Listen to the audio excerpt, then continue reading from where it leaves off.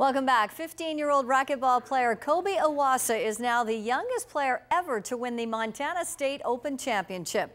Awasa beat his Bolivian opponent 15-3 and 15-6. Kobe now starts preparing for the Canadian Junior National Racquetball Championships in Winnipeg, which kick off next week. Catherine Awasa won silver in the Women's Open, while Alexis Awasa won gold in the junior division. Over the last 20 years, a group of Lethbridge curlers have been ending their season on a high note and for a good cause.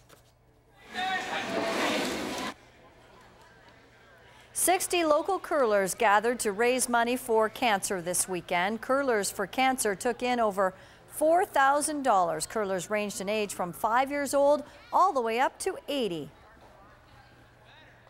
We have curlers from 5 years old to up into the 80s today curling out here, and cancer unfortunately affects most of us. Someone in our lives has been touched by cancer, so the curling community is pretty good about coming together and raising some money.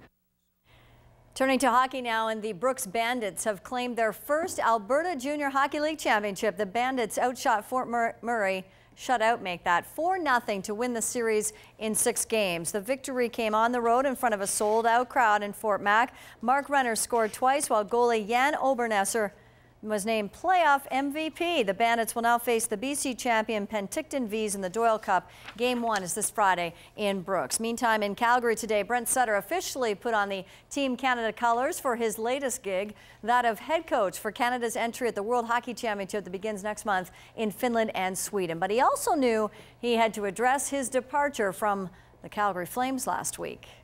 Made a decision that they were going to go in a different direction, and Jay wanted to put his own person in place, and I had made that decision going into that morning that I was going to inform Jay that even if I was offered an extension, that I probably wasn't going to accept it. So at the end of the day, it becomes a mutual decision. Sutter says he did try to address some of the problems with the team in his 3 seasons that he was there, but clearly he ran into some roadblocks. There's too much made about, you guys see just everything on the ice, but, when you're involved in the trenches, you see a lot of other things, a lot of other stuff that allows you to have success on the ice, and some of it is certainly stuff that as a coach you can deal with and handle and try to make it better, but some things are a lot deeper than the coach, and that's where you need that support from above. Sutter is happy about being given the opportunity to coach Canada at the upcoming Worlds in Finland. His goal is obvious: to win the gold and improve Canada's seeding heading into the Olympics. We're going there to win, and that's got to be our mindset, and we'll put everything we can into it to hopefully make it happen, and then it'll help out on the other end of it as far as the Olympic situation is. So yeah, it's important.